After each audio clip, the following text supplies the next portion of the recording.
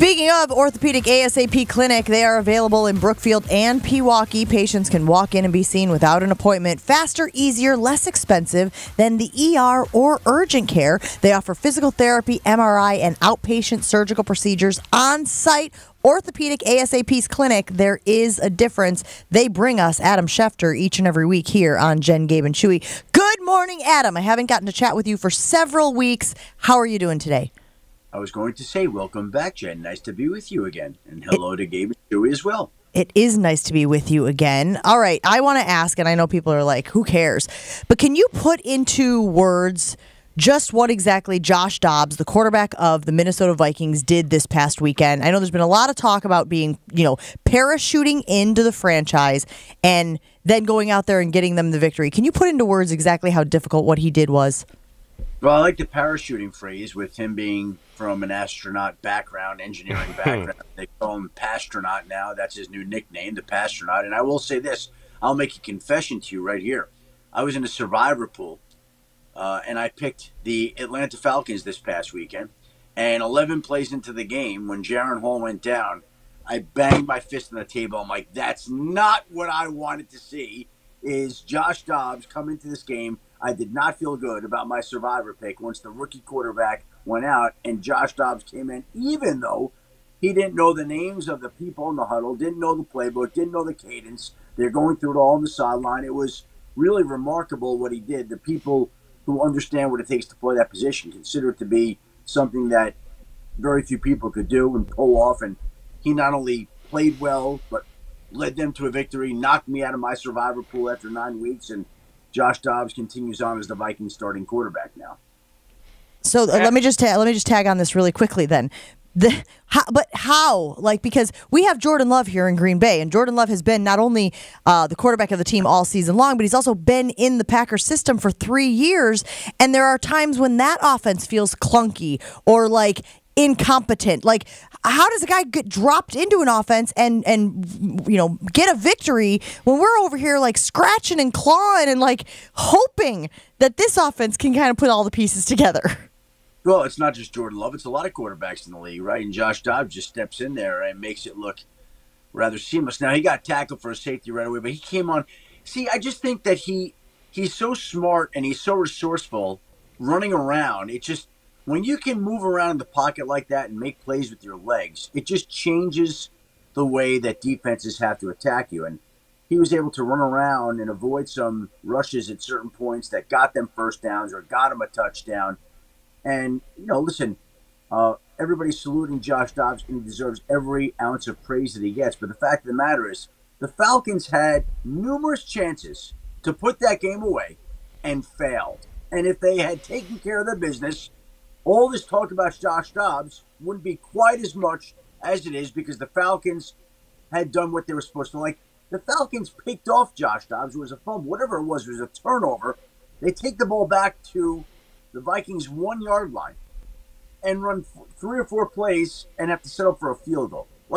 Get it in the end zone and the game's over. It's over. And then later on, Taylor Heineke throws an interception, lets him back in the game. So, again, if the Falcons had prevailed and kept me alive in my survivor pool, and I'm not bitter at all. No, I'm not at all.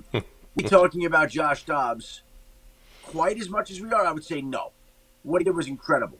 But it's elevated to another level because he was able to lead them to a victory.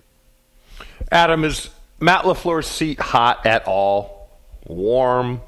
Or is he pretty safe? Will he get it another year for sure? Oh, I think he's safe. I mean, they gave him an extension, a year ago? I think he's safe. I don't think that's an issue. But when people start asking those questions, it's not long before those questions become more widespread and they become something of a self-fulfilling prophecy. It's just, if you're asking me that question, that's not a good sign for him, okay? Even if he might be safe. Because those questions only increase if you don't win. If you win, no problem. Everybody's safe. But in this league, when you don't win, those questions are going to come up. And as soon as they start coming up, they continue to increase in frequency. And when that happens, sometimes it's, unless the coach can turn it around, it's a matter of time. Do you know how many teams, Adam, have the structure the Packers do where, I know Mark Murphy's not the owner, but he's the de facto owner as long as he's president. How many teams do you know in the league have the general manager and head coach on the same line and they both report to the owner, not the head coach reporting to the GM, GM reports to the owner? No, their structure is unique. There might be somebody else, so I have to sit down and take a look, but I think the way they operate is unique and different because of the ownership setup than any team in the league. And it's also, like we talked about, church and state. The GM does what he does, the coach does what he does. I think there's, a separation there to a certain extent. And Mark Murphy lords over it all. So it's a unique setup. I don't think it's a common setup in the league. There's no owner to answer to. It's Mark Murphy. So, no, I think Green Bay's unique. Adam Schefter hanging out here with Jen, Gabe, and Chewy as he does each and every week during the football season. There were a lot of people who were predicting, some of my colleagues included, that the Packers would only get about 6 wins this season. And, of course, it does seem like that is a more likely trajectory than the 9 wins that I thought that they were going to get. How does a game like this past week help a team from a momentum standpoint? We talked about it being a get right, maybe not completely right, but get better game, a get better game. How do you see that game going forward benefiting this Packers team? I think that team just needed to find a way to win a game. They just needed to get some good vibes back in the building. When you lose, it eats at you. And it's just awful to have to get through. And they had lost so much recently that they needed something to just turn it around and to get some good feeling back in the building. They've done that. Now, the key is building upon that. I want to take a look at the schedule here down the stretch here. Maybe you have it in front of you. But if they could just now build on that, right? So now, after winning last week, now they play at Pittsburgh. I got to tell you something. A tough game, but not a game that they can't win. I mean, they could go win that game. It's a tough game. Mm-hmm. Home for the Chargers. Another tough game, but can win. At Detroit, tough game. Kansas City, at the Giants. Tampa, at Carolina, at Minnesota, home for Chicago. What are they right now? They're 3-5?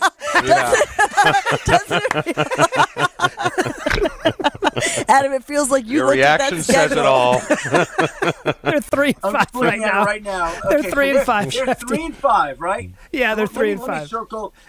Okay, let me circle. Okay, I think they're going to get. I think they go. I think they win one of the next 2 somehow. 1-3, 2-3, 3-3. Split those 4-4. I actually think they could finish the season 5-4. Really? I think they can. I think they can. I'm not telling you they will, but I think they can. I'm just trying to marry the 5-4 record with the initial reaction you had when you looked at the schedule, Schefter. No, Gabe. What's your potential 5, Adam? Looking at it, I'm going, okay, no, I go, like, I see at Detroit, I see home for Kansas City. I don't like those. Nope. I don't like those. Okay, I see at the Giants. Everybody likes the Giants playing them right now. Tampa at home, they can win that game. They could win it at Carolina.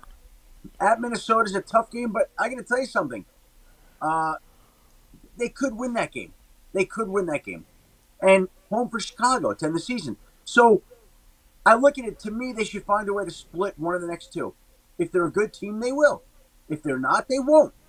Okay, but at Pittsburgh and home for the Chargers, they won't be favored in either game, but they should find a way to win one of those games. Just telling you. They should. I'm not telling you they will, but they should.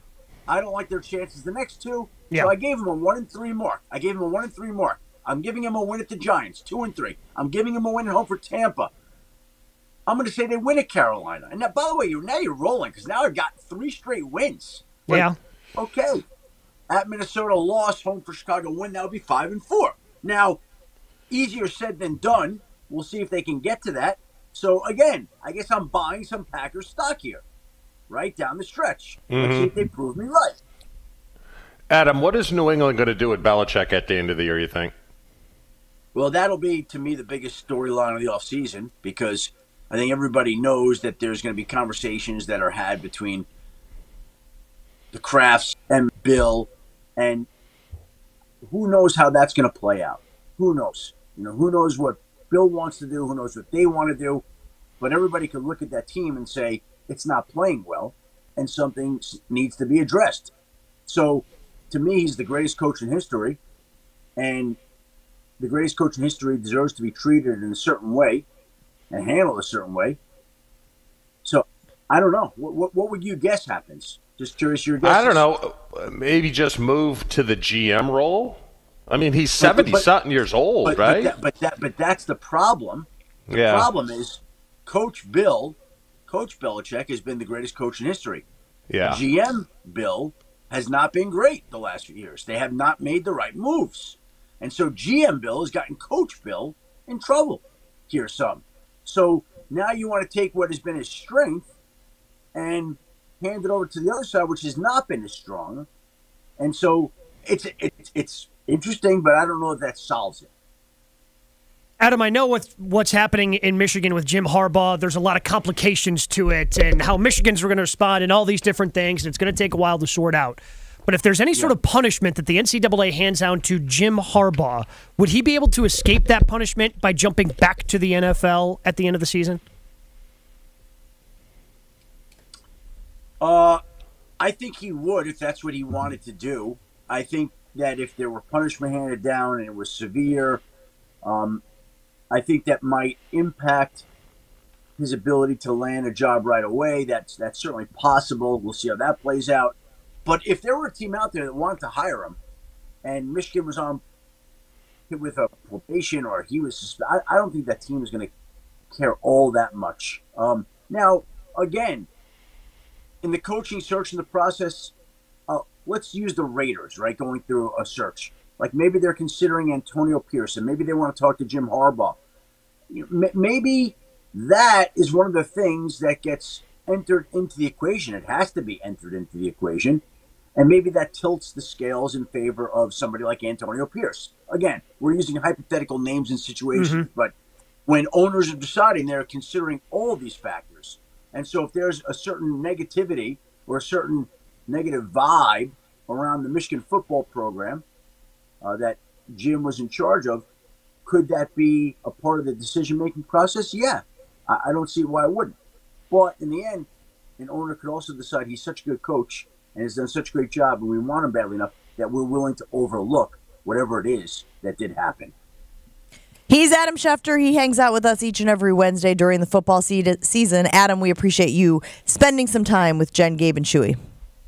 Let's see how the Packers do here down the stretch here. If we can get them to 5-4. Oh, we will be paying very close attention, and I do appreciate the modicum of hope that you are putting out there of like, hey, they can win that game, hey, they can win that game, and that game that's winnable as well. Your point about the Vikings and the Bears at the end of the season is a good one. I mean, we just talked about how the Vikings quarterback situation is kind of up in the air as well as Josh Dobbs did, and of course the Bears, man, I'm hearing that they might be moving on from Justin Fields, so. Who can say? A lot of time left, a lot of ball game left, as they say. And it's a week-to-week league, and just when you think you have solutions and answers, one week it changes the next. But I'm just telling you not to put the pressure. I'm looking down. I say 5-4 is attainable, and let's see if they can do it.